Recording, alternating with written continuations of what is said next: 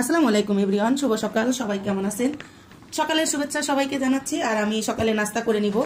তো অনেক প্রিয় ভাই বোনেরা বলেন যে সকালের নাস্তা কে কি খায়। যারা মোটা মানুষ তারা তো অনেক বেশি খায়, বা অনেক অনেক ইত্যাদি ইত্যাদি কথা থাকে। তো আসলে মোটা মানুষটাকে অনেক খায়, আমি জানি না বেশি খায় কিনা। তাই দেখেন মোটা মানুষরা কি খায় সেটা নিয়ে আজকে একটা ভিডিও বানাই। একটা লেবু নিয়েছি, দেখতে পারতেছেন। তো লেবুটা প্রথমে কেটে নিব আমি। এটা হচ্ছে আমি 3 টুকরা করে কেটে নিচ্ছি। পুরো ভিডিওটা দেখবেন, স্কিপ করবেন না, যে ভিডিওটা আসলে কতটা কাজে লাগে বা কতটা যৌক্তিক। এখানে হচ্ছে আমি চিয়া সিড ভিজিয়ে নিয়েছিলাম। চিয়া সিড আমি উষুম উষুম গরম পানিতে একটু লবণ দিয়ে চিয়া সিডটা ভিজিয়ে রেখেছিলাম।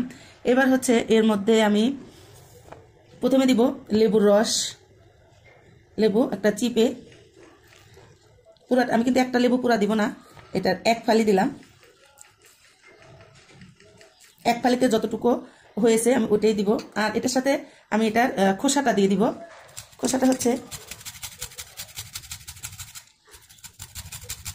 অর্থাৎ লেবুর কিন্তু রস বলেন খোসা বলেন দুটোই কিন্তু আমাদের শরীরের জন্য অত্যন্ত উপকারী, এবং এই খোসাটা কিন্তু আমাদের অনেক অনেক উপকার। অনেক সময় আমি তো বেশিরভাগ রেসিপিতে ছোটো মাছের আমি লেবুর খোসা এরকম কুচি করে দিয়ে দিই। এতে আমার কাছে মনে হয় এটার টেস্টটা অনেক ভালো আসে, একটু লেবুর ফ্লেভার পাওয়া যায়।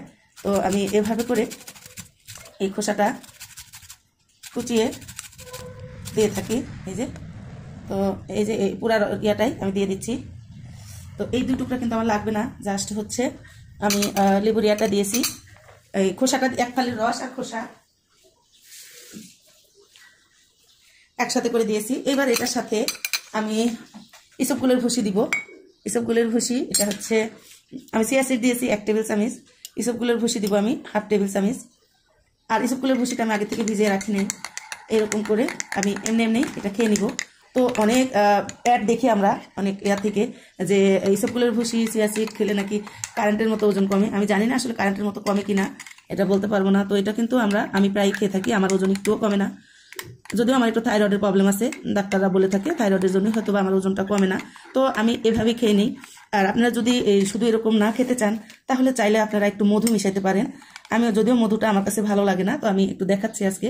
এটা হচ্ছে আমার গত বছরের মধু। সারা বছর আমি মধু ফ্রিজে রেখে দিই। আমার বাচ্চাদের ঠান্ডা লাগলে ওরা হচ্ছে মধু খেতে পছন্দ করে, মানে মধু দিয়ে পানি, গরম পানি। যেমন আমার ছেলে আজকে কালকে রাতে বাইরে গেছে, তো ও যাওয়ার আগে একটু ঠান্ডা ঠান্ডা কাশি দিচ্ছিল, বলতেছে আমাকে মধু দিয়ে পানি দাও। তো উষুম উষুম গরম পানির সাথে আমি 1 টেবিল চামচের একটু কম মধু দিয়ে গোলায় দিয়েছি, ও খেয়ে গেছে। আর আমার বাচ্চাদের ঠান্ডা লাগলে মধু গরম পানি খাইলে ছোটবেলা থেকেই ওদের ঠান্ডাটা কমে যায়। তো আমি সবসময় এটা করে থাকি। জানি না আপনাদের বাচ্চাদের ওরকম হয় কিনা, বা এক একজনের এক এক রকম অভিমত, এক এক রকমের ভাবে তারা সুস্থ থাকে। আল্লাহ তাআলা কাকে কিভাবে রাখে আমরা কেউ বলতে পারি না। তো হয়ে গেছে এটা আমার গোলানো। এবার হচ্ছে আমি খেয়ে নিব। আর এটার সাথে আমি এটা খাওয়ার পরে আমি যে ইয়া খাবো, হচ্ছে একটা ডিম খাবো, তবে একটু পরে খাবো। তো বিসমিল্লাহ বলে খেয়ে নিই।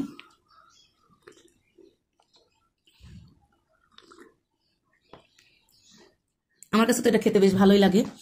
আর এই যে একটা ডিম সিদ্ধ করে নিয়েছি, এটা খাবো। খাওয়ার কিছুক্ষণ পরে আমি ডিমটা খাবো। তো আজকের ভিডিও এখানে শেষ করলাম। আপনারা সকালে কে কি খান অবশ্যই কমেন্ট বক্সে জানিয়ে যাবেন। সবাই ভালো থাকবেন। বিদায় নিচ্ছি। আল্লাহ হাফেজ। আসসালামু আলাইকুম।